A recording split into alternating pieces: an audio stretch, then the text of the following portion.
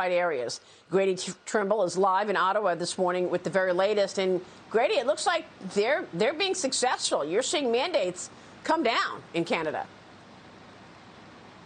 They are. The different premiers of the provinces have dropped mandates over the last 3 days or so. They say it was pre-planned and not because of the protests, but I think you could make the case otherwise. In terms of what we're seeing on the ground here in Ottawa, there's been a definite shift in the last 24 hours in the police presence. A lot more police here, and we're getting a glimpse of one of the tactics they could use to remove the protesters. Just on the other side of this fence that leads into Parliament, you can see another layer of fencing that crews, as we speak, down this line are installing. They also handed out those flyers warning protesters that they could be arrested if they remain blocking streets. Anyone who helps them could be arrested as well. Police say they have the resources and a plan to remove protesters.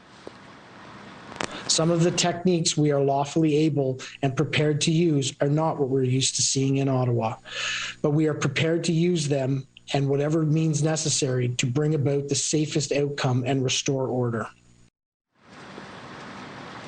But rather than a deterrent, that warning from police seemed to strengthen the resolve of the people here, both the truckers and the protesters who have joined them, serving as a rallying cry rather than encouragement to leave.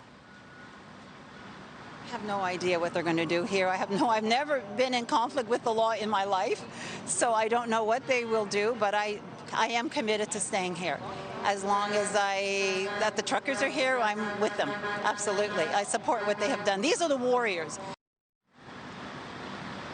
Meanwhile, the founder of Give, Send, Go is asking the FBI to look into the hack of that crowdfunding site, which led to the leak of the thousands of people who donated to support these truckers. Among them, a cafe owner here in Ottawa, Maria, who says she had to shut down because she received threatening phone calls.